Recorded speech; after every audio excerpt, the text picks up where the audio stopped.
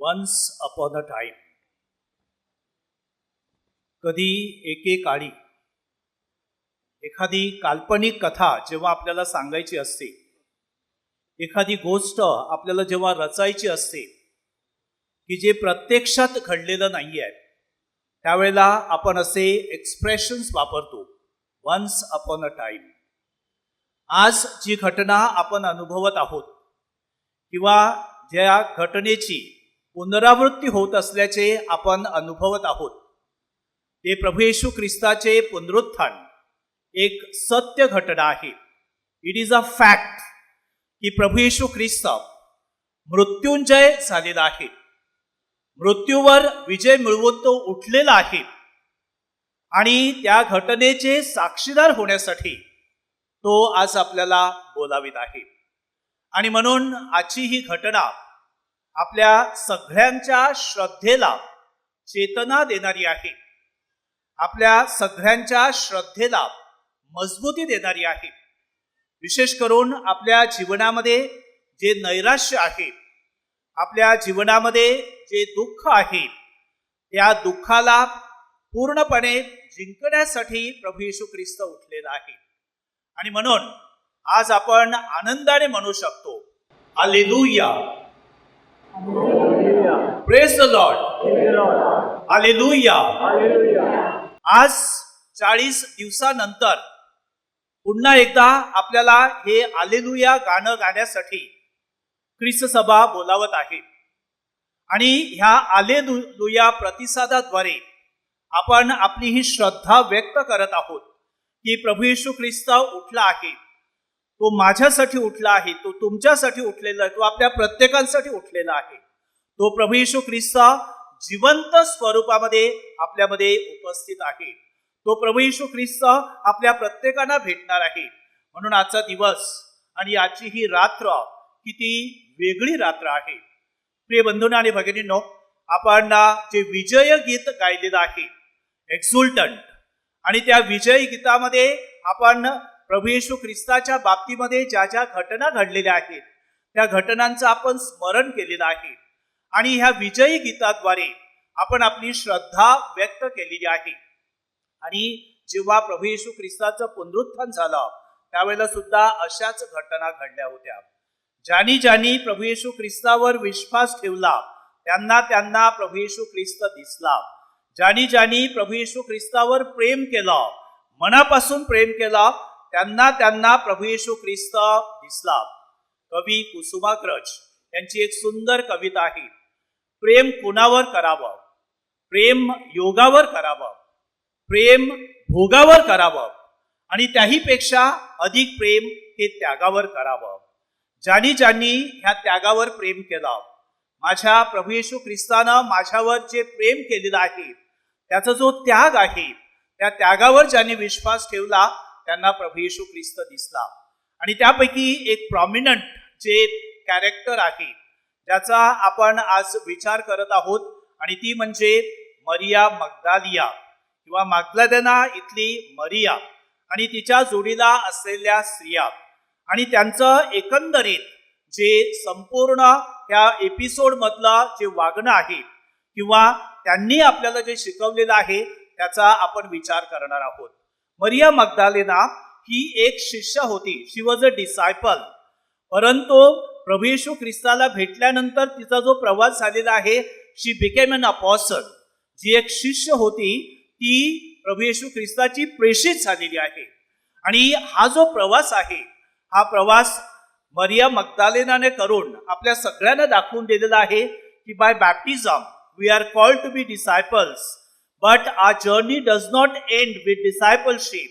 We are called to be apostles. Apostles होणं म्हणजे प्रभू येशू ख्रिस्त जगाला घोषविणं. आणि प्रभू येशू ख्रिस्त उठला आहे, तो पुनरुत्थित झालेला आहे हे जगाला सांगणं, हे मरिया मग्दलेनानं आपल्याला दाखवून दिलेलं आहे. परंतु हा जो प्रवास आहे, हा प्रवास करण्यासाठी मरिया मग्दलेनाने जी तपश्चर्या केलेली आहे, जी साधना केलेली आहे, त्याकडे आपण लक्ष दिलं पाहिजे.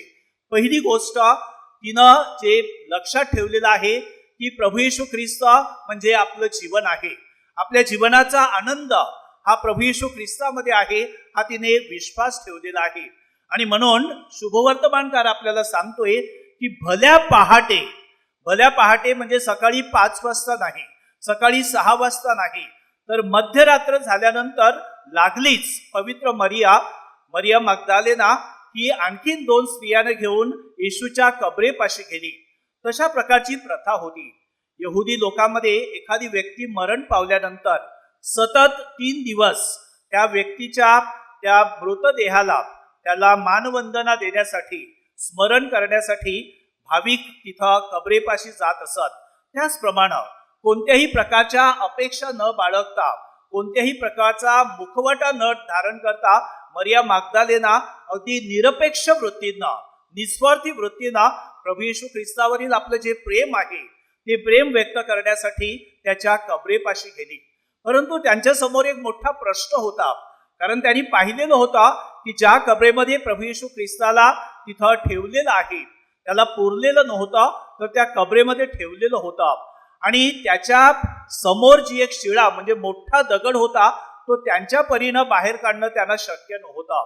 आणि म्हणून त्या मनामध्ये विचार करत होत्या की आपण ह्या प्रभू येशू ख्रिस्तापाशी कसं जायचं, त्याच्या मृत शरीरापाशी जायचं कसं. परंतु परमेश्वरानं त्यांची ही जी हाक होती ती ऐकली आणि त्या जायच्या अगोदरच ती जी शिळा होती, तो जो दगड होता तो बाजूला काढला.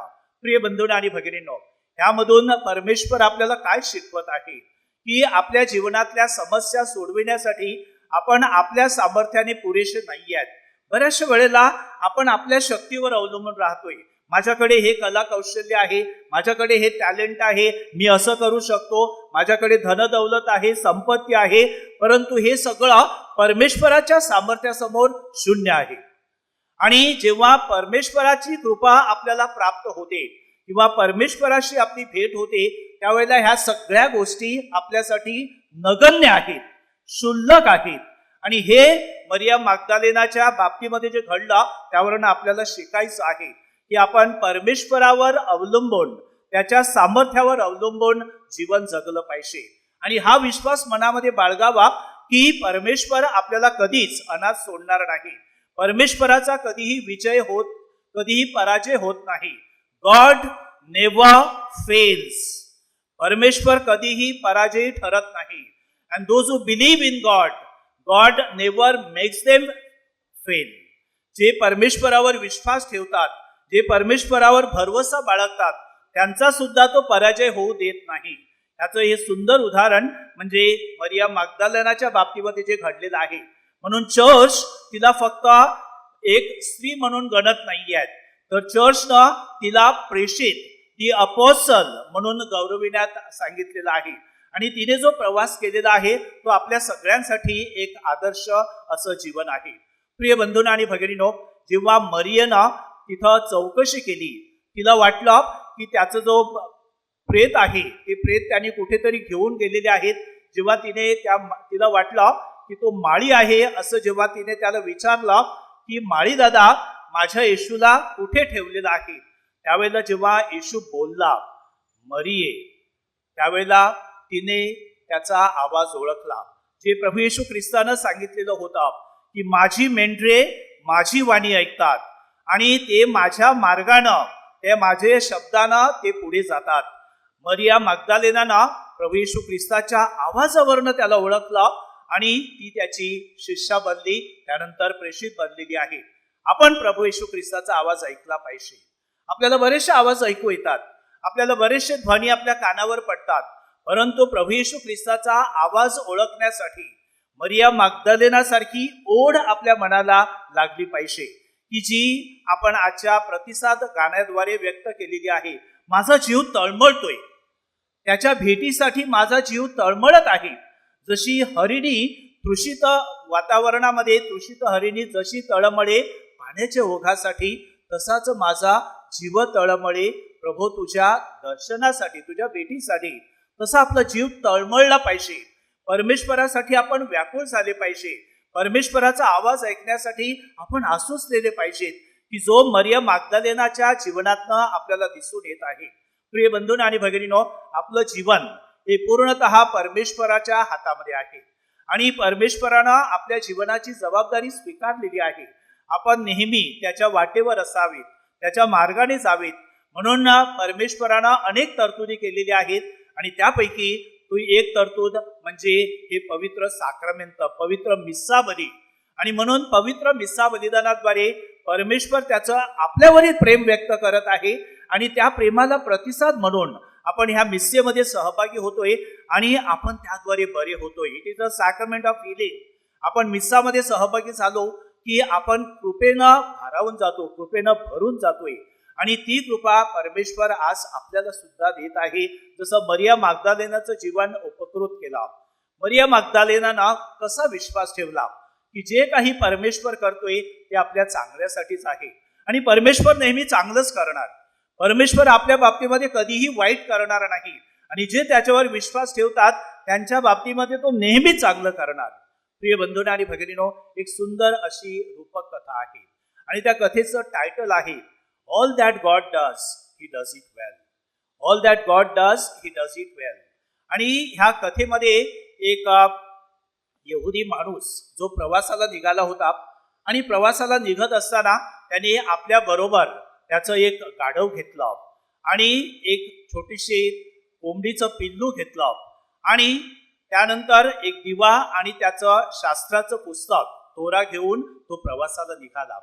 आणि जेव्हा तो संध्याकाळ झाली आणि एका गावापाशी पोहोचला आणि रात्रभर एखाद्या घरी आपल्याला विसावा मिळावा आणि दुसऱ्या दिवशी आपण प्रवासाला सुरुवात करावी अशी त्याने इच्छा व्यक्त केली. परंतु त्या गावातल्या कोणत्याही व्यक्तीनं त्याला घेतलं नाही, त्याच्याकडे दुर्लक्ष केलं आणि म्हणून तो थोडासा पुढे गेला. पुढे सुद्धा एक निर्जन असा रस्ता होता आणि त्या निर्जन रस्त्यावर निर्मनुष्य वस्तूमध्ये तो आल्यानंतर तिथे छोटंसं जंगल होतं आणि त्या जंगलामध्ये त्याने विसावा घ्यायचं ठरवलं आणि म्हणून संध्याकाळची प्रार्थना करण्यासाठी त्याने दिवा लावला आणि तो प्रार्थना करू लागला. आणि प्रार्थना करीत असताना तिथून एक वाऱ्याची झुळूक आली आणि तो दिवा मालवला. आणि म्हणून हा माणूस म्हणाला all that God does he does it well. कदाचित परमेश्वराला वाटत असेल की आपण थकलेलो आहोत, आपण विसावा घ्यावा, आपण प्रार्थना नंतर करू शकतो. आणि तो झोपी गेला. रात्री तिथून काही भुरटे चोर आले आणि त्या चोरांनी त्याचं जे गाढव होतं आणि त्याची जी कोंबडी होती ते दोन्हीही घेऊन गेले आणि त्यांना हा माणूस काळोखामध्ये दिसला नाही आणि ते त्याला तसंच सोडून निघून गेले. सकाळी जेव्हा तो उठला तेव्हा त्याने पाहिलं की त्याचं गाढव पण गेलेलं आहे, त्याची कोंबडी पण गेलेली आहे आणि तिथे काहीच राहिलेलं नाही. त्याने विचार केला की कदाचित एखादा भुरटा चोर आला असेल आणि तो त्यांना घेऊन गेला असेल आणि म्हणून तो म्हणाला all that God does he does it well. आणि तो नंतर पुढे जात असताना त्याला आठवण झाली की आपण मागे एका गावामध्ये गेलेलो होतो, कदाचित तिथे जाऊन आपण चौकशी करावी. तो गावामध्ये गेला. त्यावेळेला त्या गावामध्ये सगळ्या ठिकाणी शोककळा पसरलेली होती. रात्री त्यांच्यावर हल्ला झालेला होता. एक मोठी चोरांची टोळी तिथं आलेली होती आणि त्या गावाला लुटलं, अनेकांना मारलं आणि सगळ्या प्रकारची वित्तहानी, मनुष्यहानी झालेली होती. सगळी लोक शोक व्यक्त करत होते. आणि त्या माणसाने विचार केला जर मी ह्या गावामध्ये राहिलो असतो तर कदाचित माझ्यावर सुद्धा तीच आपत्ती आली असती. आणि म्हणून तो म्हणाला all that God does he does it well.